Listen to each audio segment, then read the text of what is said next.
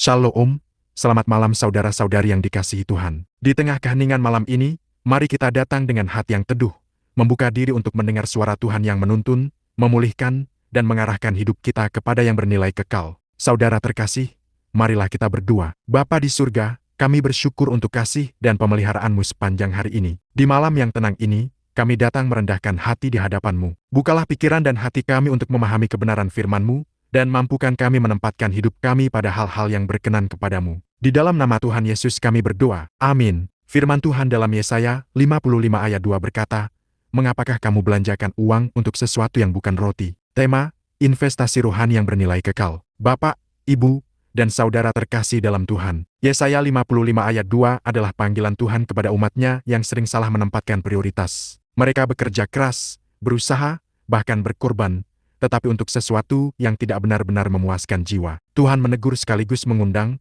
datanglah kepadanya, karena hanya Dia sumber kepuasan sejati. Ini bukan sekadar soal materi, tetapi tentang arah hati manusia. Secara teologis, firman ini menegaskan bahwa kebutuhan terdalam manusia bukanlah duniawi, melainkan rohani. Dalam Matius 6 ayat 19 dan 20, Tuhan Yesus mengingatkan untuk mengumpulkan harta di surga, bukan di bumi. Demikian juga Yohanes 6 ayat 35 menyatakan bahwa Dia adalah roti hidup, siapa yang datang kepadanya tidak akan lapar lagi. Maknanya jelas, hanya hubungan dengan Tuhan yang memberi kepuasan kekal, bukan pencapaian sementara. Karena itu, mari kita mengevaluasi hidup, kemana waktu, tenaga, dan perhatian kita diinvestasikan hari ini. Apakah kita memberi ruang bagi firman Tuhan, doa, dan persekutuan dengannya? Besok, ambillah langkah nyata, sisihkan waktu khusus untuk Tuhan, renungkan firman-Nya, dan arahkan keputusan hidup kepada kehendak-Nya. Jangan habiskan hidup untuk yang fana, tetapi kejarlah yang kekal. Percayalah, Tuhan bukan hanya sumber berkat, tetapi tujuan hidup itu sendiri. Saat kita menempatkan Dia sebagai pusat,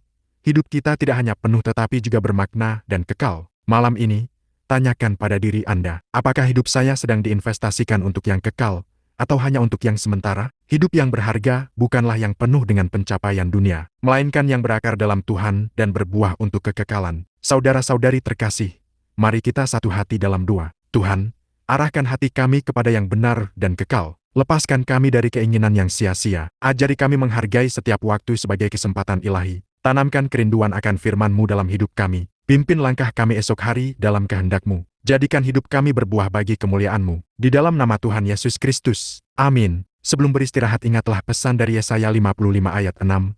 Carilah Tuhan selama Ia berkenan ditemui. Selamat malam, Tuhan memberkati dan menuntun langkah Anda dalam damai-Nya. Haleluya.